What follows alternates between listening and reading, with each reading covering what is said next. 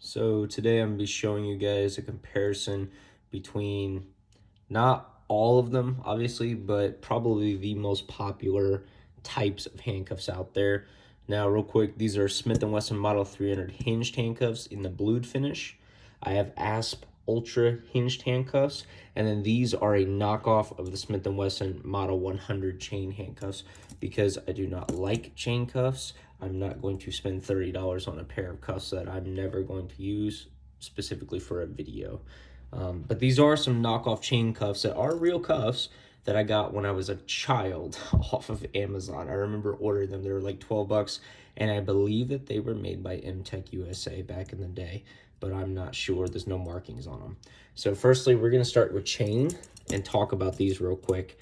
Now, deciding what cuffs you can go or you should go with can be difficult because there's a couple different kinds and they all offer advantages and disadvantages. Now, as far as chain cuffs go, you're probably going to be issued chain cuffs. Reason being, they're cheap. They are cheaper than Hinged and Asp, and it's easier for departments to pay for these than it is these. Now, the reason that I think these are bad is backed up by a lot of proof.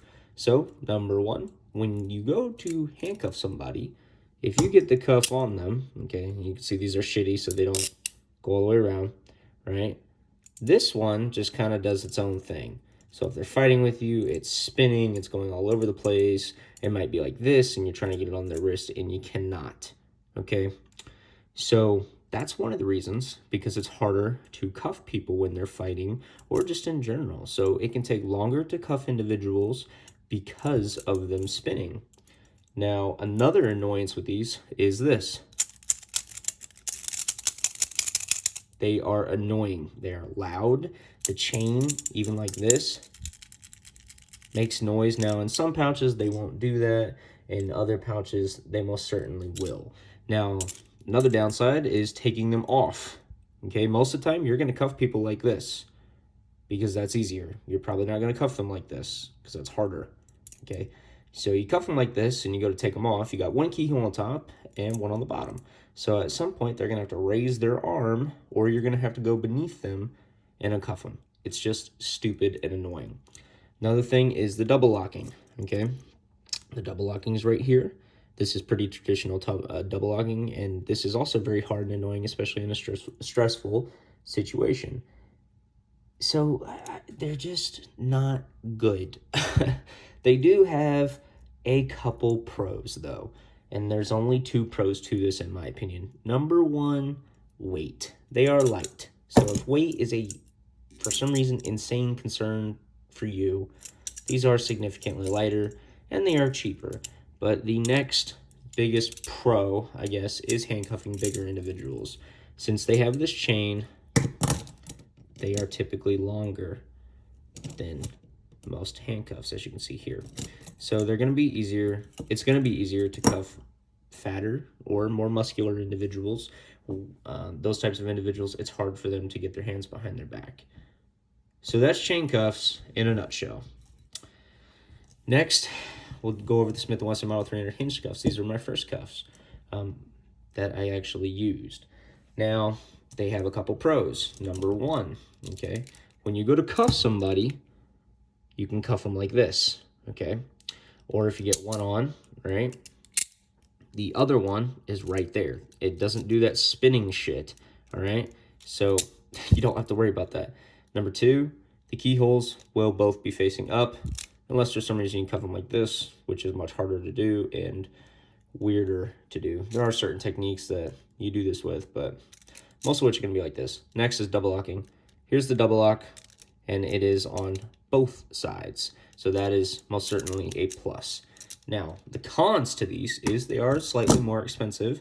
Not by a whole lot, but they are. So that is a con. Another con is they're heavier because of the hinge system, and they are typically wider. So, with that being said, it's going to add a lot of weight, and it could be difficult to find some pouches for these. But I didn't find any trouble finding pouches for these. Now, one more thing I do want to add is if you go with the blued finish, you're an idiot just like me, because this crap just, it doesn't matter how well you take care of it. You get rust, it gets like clunky and all types of stuff. You put some CLP in it or whatever. Unless you want to stay on top of your cuffs every single day, don't buy the blued. They look cool, yes, that's why I bought them. But nickel is so much better. Use the nickel. So that's pretty much the Hinge cuffs in a nutshell. Now we have my current cuffs and what I personally believe are the best cuffs on the market as of right now. These are Hinged Asp Ultra cuffs. Now the reason I think that these are the best on the market is one, they're quite long. So just like with the chain cuffs, they can handcuff bigger individuals. So there's one of the pros of the chain that is on Hinged. And then you get the pro of being able to cuff really easily and not having to worry about the other cuff flipping all around. Another pro is there's handcuff key holes on both sides. So it does not matter how you cuff them, you can still unlock and lock these cuffs. Okay? I don't know why you'd be locking, but you could if you wanted to technically. I guess if you need a little quick size adjustment. Next is the double locking. No more messing around with the end of a key. You can just push this yellow button in, and then you are double locked. Simple as that. They do make a little bit of noise, not a ton, and they are lightweight. The Hinged is heavier than these. A con to these, there are two cons. Number one, it's going to be pretty difficult to find a mag pouch, or excuse me, a handcuff pouch. Even the Asp handcuff pouch that I bought for the Asp handcuffs did not work. But I got a Bianchi open top one, and it worked. It just took a little bit of force and time. Another downside is the price. They are pretty expensive. They're usually going to run about $80 to $120. I've even seen them more expensive than that. So just be aware of that. But they also have more teeth, so they can handcuff bigger and smaller wrist individuals as well. You get juveniles or somebody that's small frame person or been on hardcore drugs for quite some time.